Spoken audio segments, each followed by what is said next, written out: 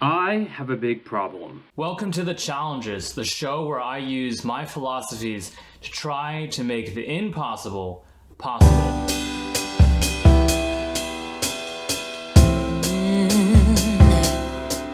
Oh, I'm slipping away. So don't let me. When I was in college, I tore my ACL. A few years later, I sprained my ankle, and then I tore my meniscus, all in the same leg. And that leg, the hip is extremely clenched, and I've been having pain in the knee for a very long time, pain in the ankle. It's really hard for me to stand straight, actually. When I walk, there's it's a little bit crooked. I mean, if you think about it, the meniscus is in the middle of the knee here. And when you bend your knee, the meniscus is supposed to move out of the way so you can bend your knee properly. What I think is happening instead is the meniscus is just staying put, and I'm trying to bend my knee onto the meniscus. That's why it's really hurting. The thing about having this injury in my knee is that I've been babying that side for a while. My hips are clenched, and that's causing other sorts of problems. So this is my right knee over here. And if you can't see, this is my left knee, and this one's a lot more relaxed. If you can almost tell that the foot over here is turning outwards, where this foot is very, very straight because it's pressing against the floor right here, and it's not able to turn outwards because it's not relaxed.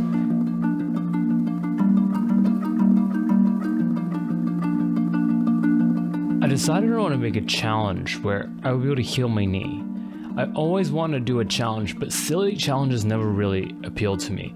I always wanted to do a challenge that would do something that really mattered to me. And doing this challenge to heal my knee has amazing potential. I mean, just think about what amazing power it would be if you could have accelerated healing. You wouldn't need to worry so much about strenuous exercise or even getting older. So every good challenge has specific criteria for success. So here's mine. The goal was to heal my knee, and specifically to gain enough range of motion to sit on the floor comfortably.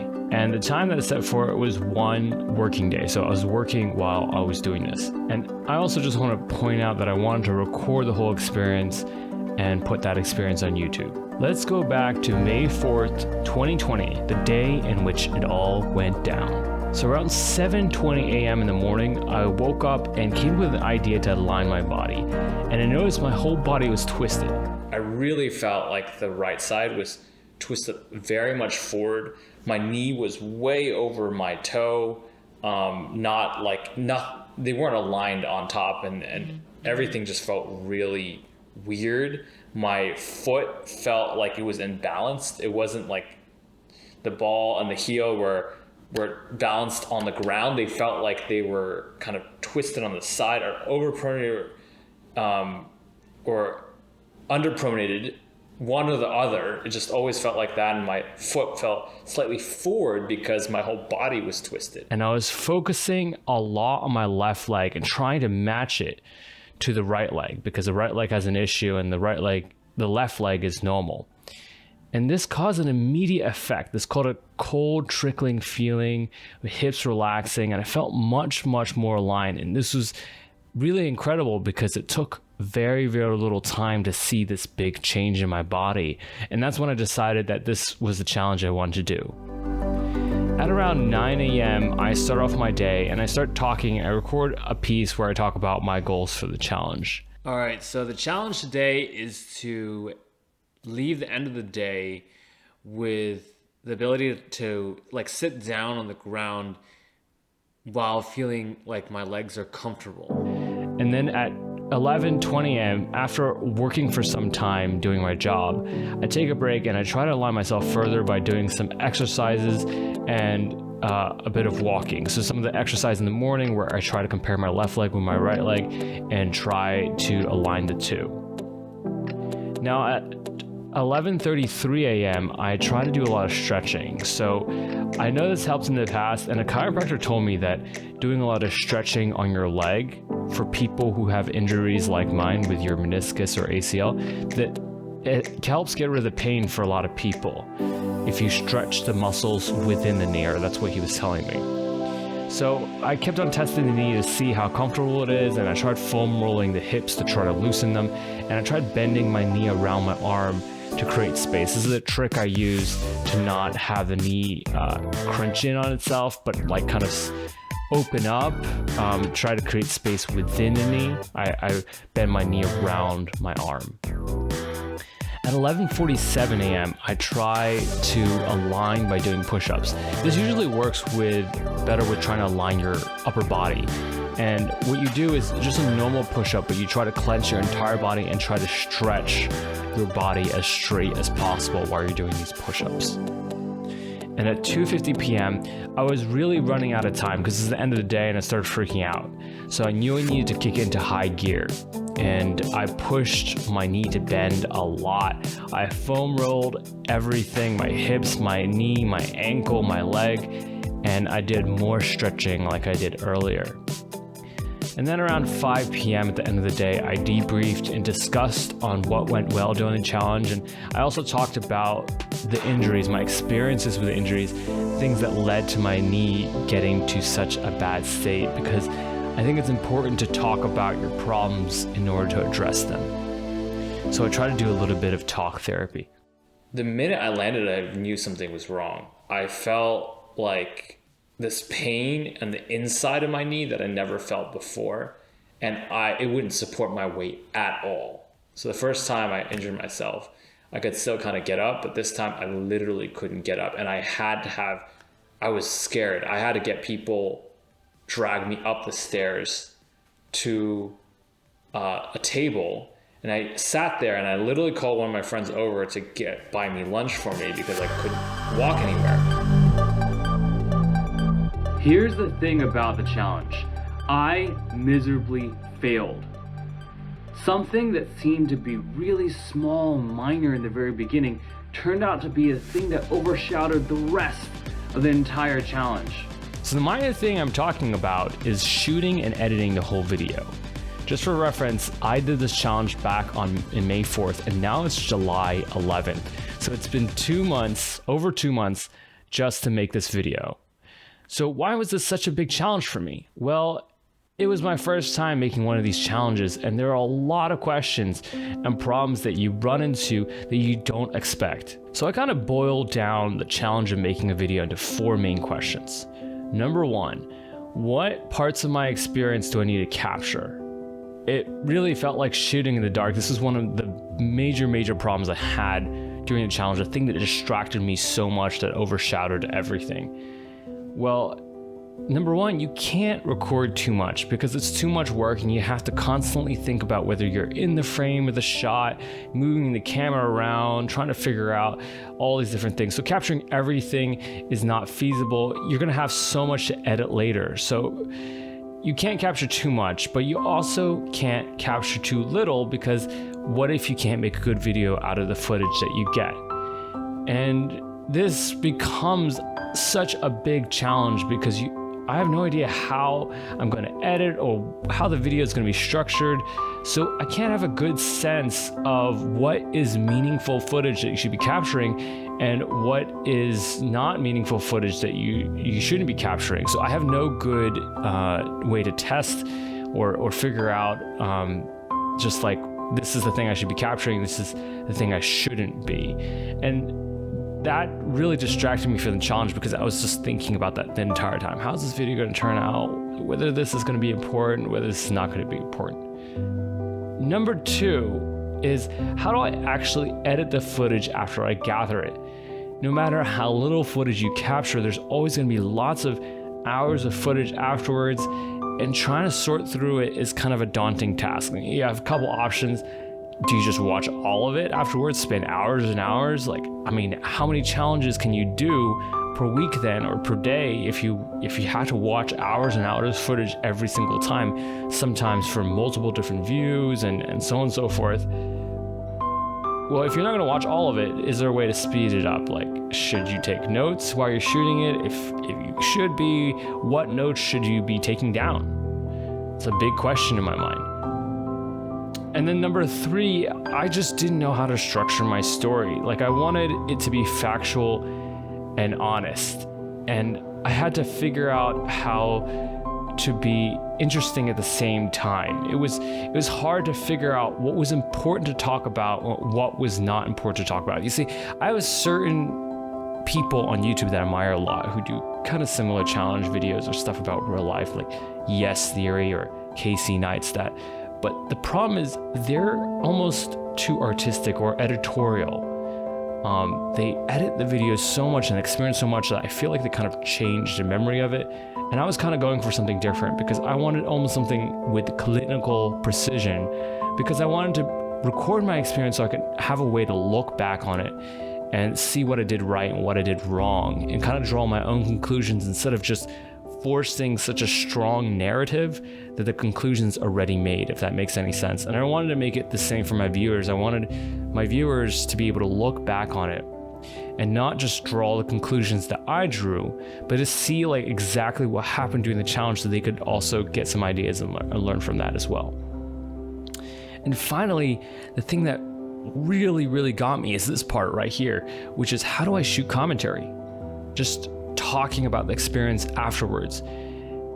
One of the most difficult things is trying to stay relaxed and not come off unnatural, but at the same time still talk about meaningful things. Like you still need a structure to what you're talking about. And it's really hard to find that balance, to talk about things in a meaningful way, to think about them deeply, but at the same time you're put on the spot and you need to find a way to be relaxed at the same time. So you can't really just talk about anything, but if you force yourself to be really structured, really disciplined, then it can be really hard to be relaxed. Okay, before I address all these questions, you might be wondering, what about your knee? Was there any actual rapid healing at the end of this challenge? Well, the truth of it is, I wasn't really focusing on the challenge at all. I was so stressed out about trying to film it. Well, I did mildly succeed at loosening my hips enough that I could sit on the ground, but it was nothing revolutionary. It was extremely temporary. I basically didn't use any of my philosophies and theories, and I basically just foam rolled in a panic. Okay, let's get back to the challenges that I ran into trying to make this video. So you might be wondering right now, okay, Jack, so how did you actually overcome your challenges and make this video? All right, so how did I actually solve the video editing problem? I kind of solve it in 4 main ways. Number 1, I kind of took the pressure off. And one of the ways I did that was in the commentary part, I used my GoPro as a webcam. I connected to my computer as a webcam, and that did several things. First of all, that means I could watch my video over and over again. It was really easy to go do multiple takes very simply by just using a camera app on my computer instead of recording on the GoPro, having to take it out, put it in my computer, watch the footage. If it's bad, go back to the GoPro, shoot it again, so on and so forth. I don't have my GoPro here, but usually it would be here. And the reason why I don't have it here is because I'm shooting from the GoPro right now. But usually I have the GoPro right here. I just sit here and on my computer, I put the camera app. I shoot it. Sometimes it can even kind of look at things on the computer. It's not exactly a teleprompter, but it can kind of act in a similar way. And I can watch it over and over and over again directly on my computer and make sure it's correct before I move on. And that way I can kind of solve that problem where I can talk about things, make sure it's engaging and meaningful, looks natural without having to spend a huge amount of effort into that. There was also not as much setup for lighting and all that stuff. I just didn't worry about a lot of that stuff. I just put some light on my table and that was it. I just took the pressure off. I told myself it doesn't need to be perfect. Number 2 was I put a lot more time into it. So I put a lot more time into making the video and video editing and all that stuff because I know I've always wanted to be a YouTuber, and more than that, I've always wanted to do these types of challenge videos on YouTube, and I really just put the pedal to the metal, put the money where my mouth is, and just decided, hey, like I need to really spend a lot more time on this if I want to succeed at this. And number 3, I think I got some major clarity. I discussed with my sister and I realized that the reason why I had so much trouble finding a good story or structure or talking about the whole experience is because I was leaving out a major piece.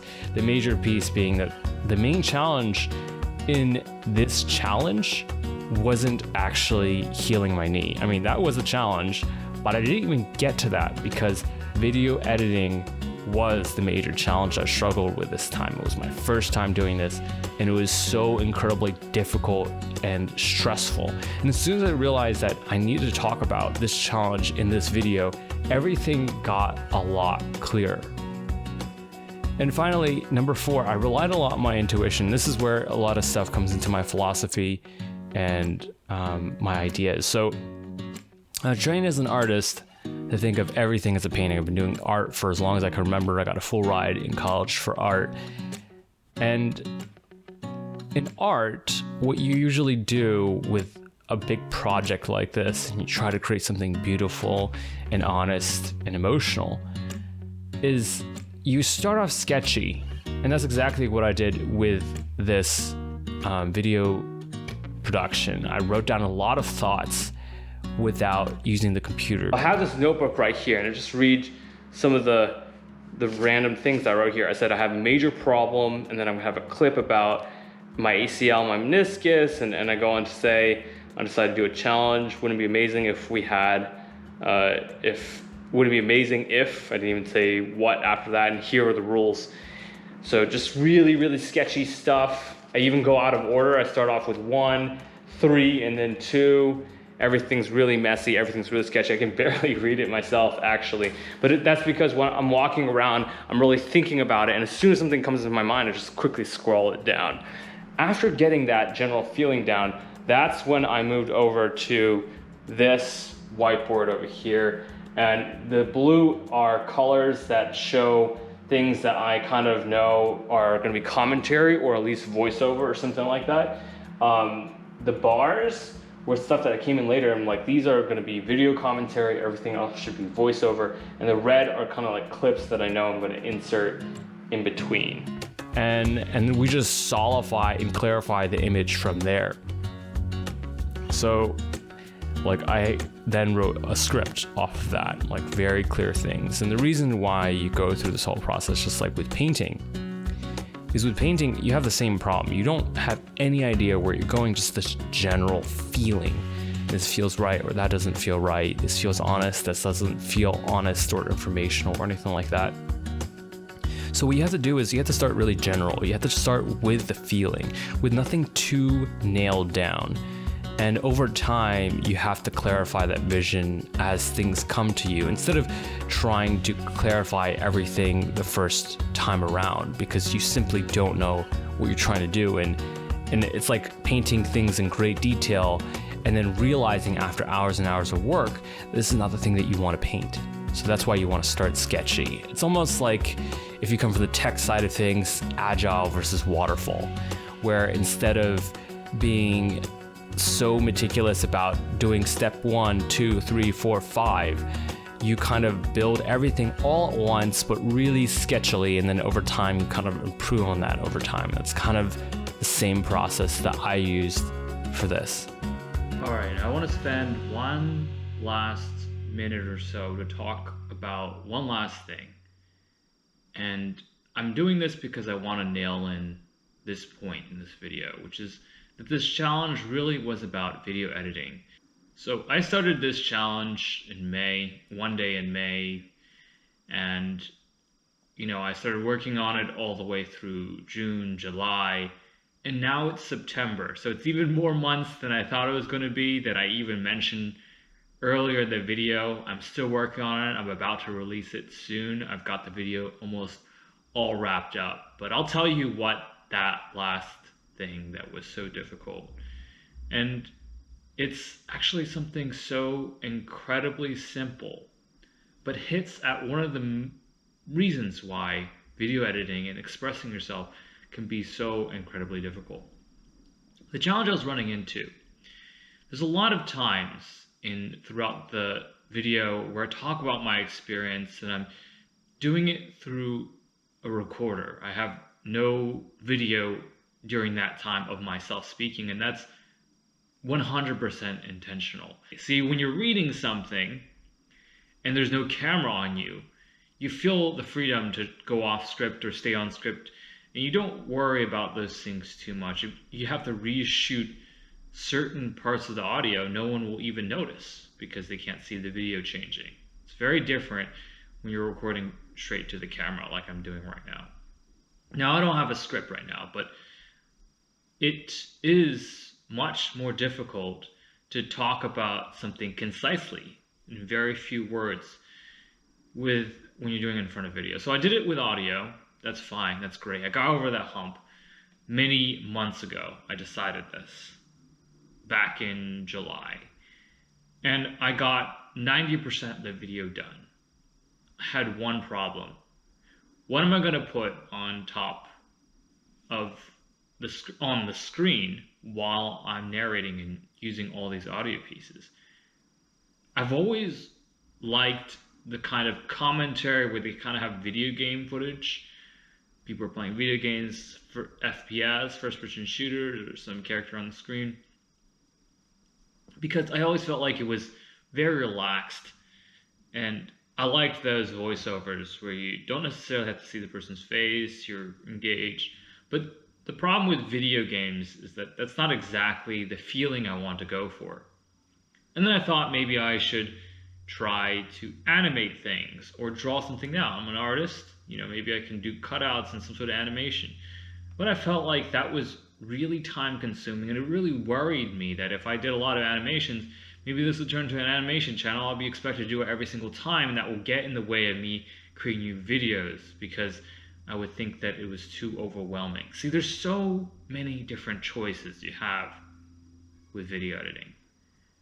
And even when you don't make a choice, when I had it with no B-roll, as you would put it, no video whatsoever, just a black screen in my audio, that's a choice in itself. Even when you don't choose, it's a choice. And when you are trying to express yourself in the way that feels right to you, and you don't have a lot of experience, you haven't seen a lot of things, you haven't tried a lot of things, that can be an incredibly difficult struggle. And that was the struggle that I battled with this video. I hope you like my solution to the problem, because I love nature, I love being outside. I want to create something very similar to what they have, where they have video games playing while someone's commentating about something completely different, but I wanted my own spin or take on it. All right, guys, this is it for this challenge. I'm looking forward to making my next challenge, but it's probably also going to be a work in progress, and a lot of that is going to be just the difficulty of making videos, as I talk a lot about in this video. And as I move on, I'm going to talk still a lot about how my process of making videos goes down, because it's useful for me, and I also know it's probably useful for a lot of you. I have tried to search YouTube a lot for people talking about their process on how they actually make YouTube videos, because it's really challenging for me, but I haven't been able to find a lot. And so I want to hopefully share with you guys some of the things that actually work for me, or some of the things that don't work so well for me. Put in the comments below what you thought about this challenge, whether you have any ideas or tips, or just thoughts on any of the things here, or leave a like and subscribe.